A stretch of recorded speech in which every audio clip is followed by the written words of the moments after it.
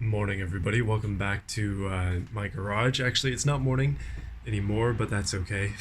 So if you remember in the last episode of this build, I managed to back up the Infiniti body from the engine, and then I said I was going to start working on it again. Well, it's been a few days, and I've since uploaded that video, which took a while to edit because it's a lot of footage, but yeah, hopefully relatively concise at 38 minutes long. This one will be shorter than that, I promise, but less talking from me, I guess. But I was able to roll back the body and leaving the engine on the ground.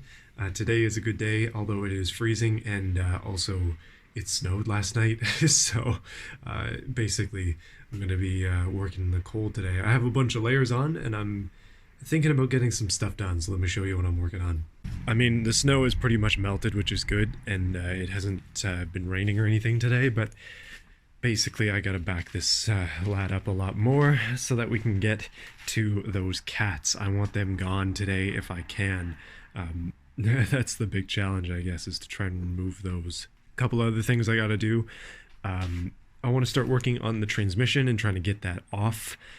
So obviously once this is rolled back, we get rid of the cats. It'll give me a bit more room to work in there. The other thing I'm thinking about is these are some winter tires. Obviously they're actually decent winter tires as well, that I bought this car with. Yeah, I actually have another set of very similar tires for my sedan Infiniti, although the rims are a lot less rusty, except these ones are a little bit smaller. They're 215 55 R17s. These ones are 225 55 R17, I think, so they're just like basically the same but wider. I had winter tires for my Tiburon, but I sold them like an idiot earlier this year in order to try and get money back on the budget. They really weren't good tires, so what I'm thinking is, because I'm not driving this Infiniti at the moment, and I also do have a backup set of tires if I really need to switch onto the Infiniti for winter, but I've got these tires here, and I want to see if they'll fit on the Tiburon. The only issue is, the Tiburon is 205 55 R16, so these are 17-inch rims. The bolt pattern is the same, so that's fine. The offset shouldn't be an issue. It seems to be reasonable between the two cars. But the big issue is that these are wider and they're 17-inch rims. So larger in diameter, larger in width, which means heavier, probably worse fuel economy. But yeah, that'd be a lot of grip in the winter, that's for sure. So I'm going to work on this stuff, try and pull the Infiniti forwards, or maybe just push it, because I don't want to have to sit here for 4 hours while the battery charges, and try to get this Infiniti back so we can pull those cats off. That's the goal for today. Got some excellent news. So the winter tires from my Infiniti actually fit nicely on the Tiburon, and they don't stick out or anything mad like that. I was a bit worried that they would, but it's only one size out, and then just the rim diameter bigger, so yeah, not bad. The thing is, and sort of the reason I was semi-confident, there goes the snowplow, in these actually fitting is because the Tiburon from the factory can come with 17-inch wheels. And these wheels originally are actually from a Sonata. So I bought these winter tires used from somebody who had a Sonata, and yeah, they went on this car for a while, and now they're on this one. Also, thank you to my grandpa again for driving 2 hours to deliver this to me, but we now have an engine hoist. And I do want to say that the Tiburon tires are unfortunately pretty done, so I think coming up next summer, I'm going to try and get some wheels, some good wheels, and some like performance summer sport tires, whatever, and those will be a bit better performing than the current winters that are on there, because my end goal at the moment is obviously to get rid of this car. I'm going to sell my Infiniti. I've got to get a new job, and then my well, we'll see how the first year goes, and then I'm going to be buying a newer car for the daily, something a little bit more efficient, and using the Tiburon as my new project car. And I've got some ideas for it. Alright, so the Tiburon test drive went well. The car drives nice and smooth on those tires. They are wide and tall, which is weird, but the biggest difference I would say is that the wheels are heavy, and that's unfortunate. So eventually, we'll see how this works out, but I'd like to maybe get some lighter wheels for the winter. I don't want to lose a whole bunch of money on gas just to have heavy wheels, but it's alright. It's not going to make that much of a difference. It makes no difference at all right now. I don't even drive anywhere. So this engine crane is pretty big, but it's not too big to fit in my garage nicely. Thankfully, this garage is an oversized one-car garage, and the oversized is where I'm going to be putting this, which is right in this corner of junk. So I'm going to do some reorganization, try to get this to meet with my other jack in this corner of junk, and yeah, that'll be helpful because right now it is directly in the way. Oh hey, would you look at that? There's a suspicious lack of exhaust on the car, and that is because I have gotten rid of the catalytic converters. They're over there, just hanging out. I'm going to post them up on Kijiji and get them ready to be sold, but that's it for that. I don't really know what's going on with the metal market right now, but things, at least a couple months ago, were pretty nuts, and I'm hoping that it's kind of the same because that means that those cats should be worth quite a bit. In fact, they should almost be worth enough to get back the entire budget of this car, or almost so. I'm currently about $920 short of my goal, and I'm hopeful that those two pieces right there can get me like somewhere between $600 and $800, maybe more than that, depending on the seller and the timing. So might have a winner right there, and if that does indeed happen, then I will be very, very happy because the rest of this will be just extra to put into other things when the time is right.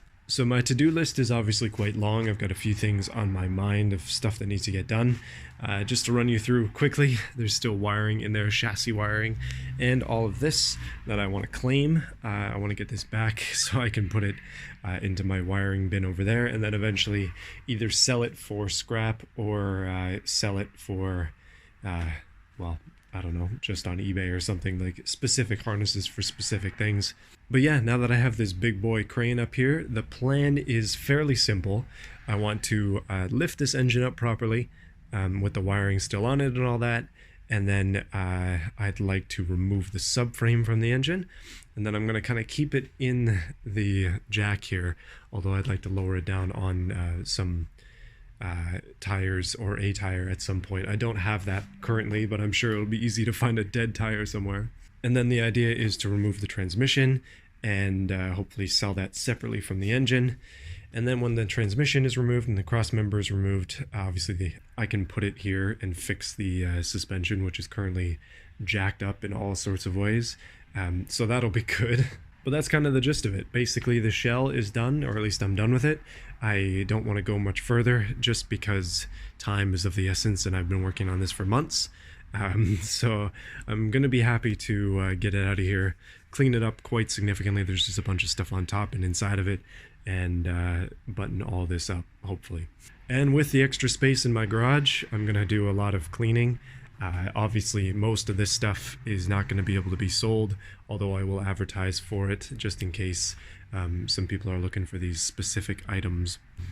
I think the reality is that most of it is going to end up going in the garbage, and it'll cost me money to throw it out, so I need to make back more than the budget in order to anticipate that cost, and also basically send everything else that I can with the guy.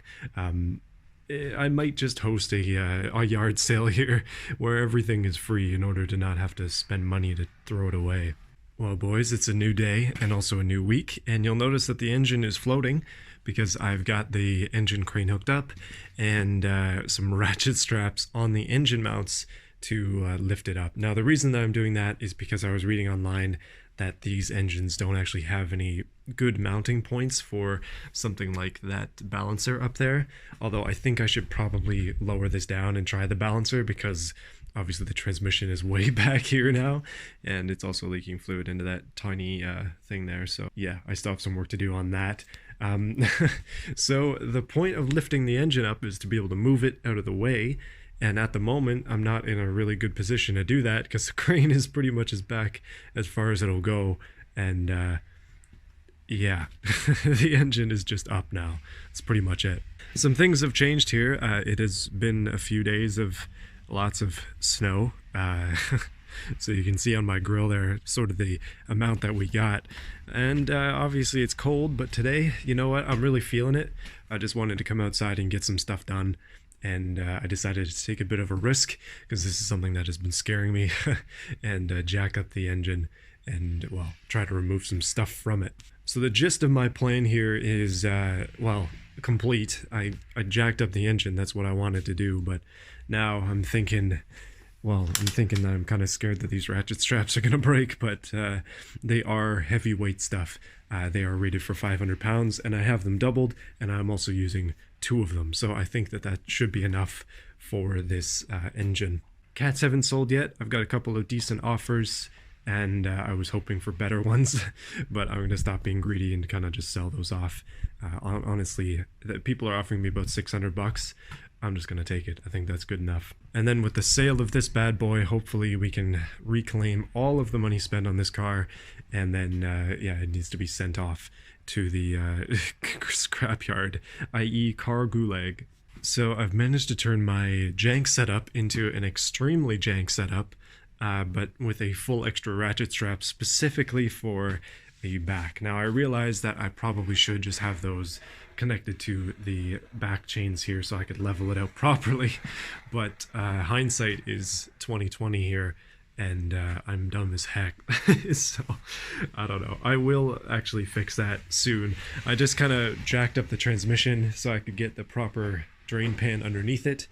And I want to remove the transmission today. I think that's what I'm going to set my sights on. The reason I want to remove the trans is because I think I can get more for it separated, and I also kind of want that experience of removing a transmission as well. So basically what needs to happen, apologies for the noise, is I got to take off all these transmission like wiring pieces. I think that these lines here probably need to come off because they seem to be routing to the front, so I'll do that too. And yeah, then it's the bolts all around the bell housing, and I think that'll probably be it. So yeah, hopefully it comes off relatively easily. Oh yeah, I will remove that transmission cross member as well. I've just been waiting. I think I'm going to put that in my scrap metal bin. So I went in for lunch, and I've come back to continue on. I set the engine down before I did. It's sitting on some blocks at the moment. But I'm reminded again, oh, I'm denting my bin there, I should lift that up, but I'm reminded again why I stayed inside a little bit extra on lunch today. And the reason is because this is a bit of a disaster.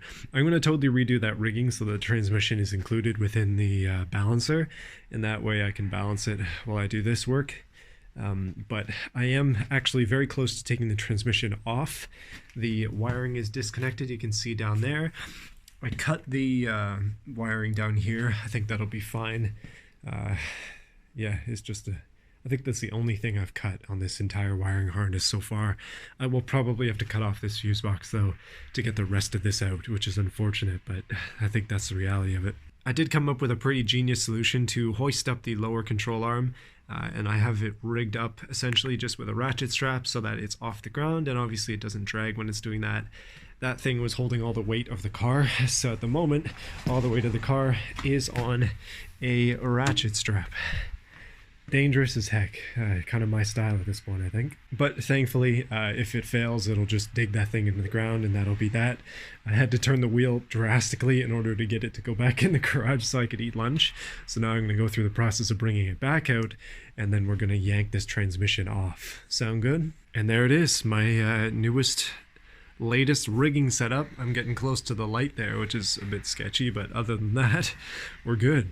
Honestly, I wish I could have this in the 1 ton at least for safety purposes, but I couldn't get the engine forward enough by myself to do that. The legs of the engine hoist were very much in the way. But yeah, so now that I have the transmission jacked up, unfortunately I spilled a bunch of coolant on the ground of the engine, but I guess that's a good thing to get rid of now. And I also dented my oil bin, but I think that'll pop out pretty easy. I just got to stick something in there and do it. But yeah, so I've been loosening the bolts on the transmission.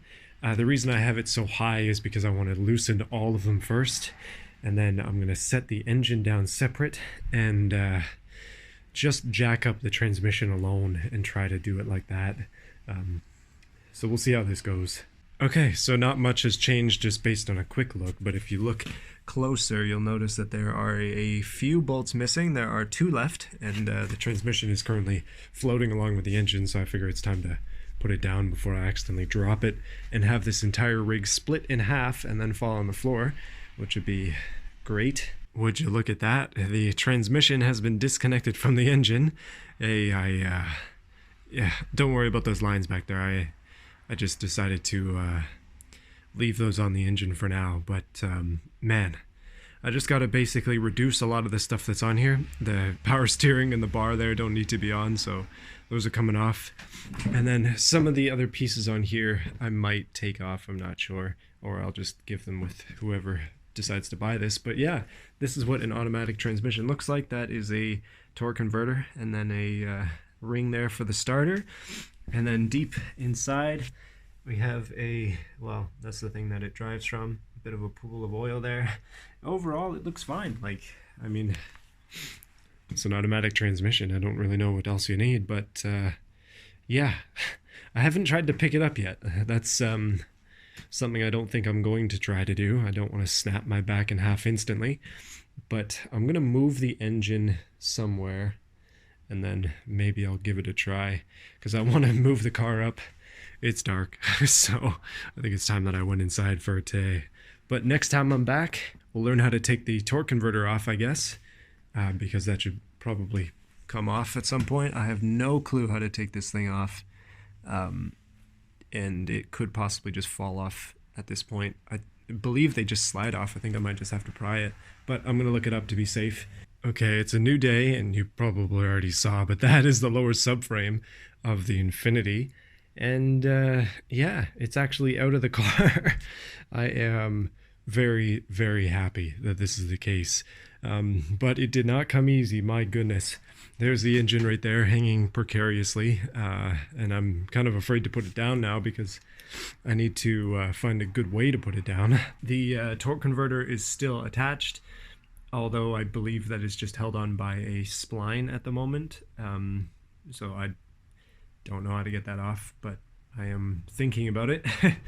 And yeah, this was a huge pain in the butt.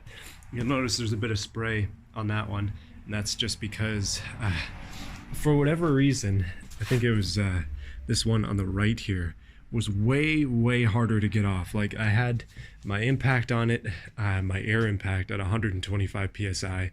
That wasn't enough.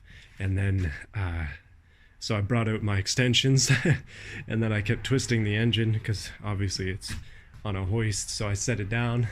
You can also see we're almost touching the light there, which is brilliant, but actually that might actually be touching the light now that I look at it.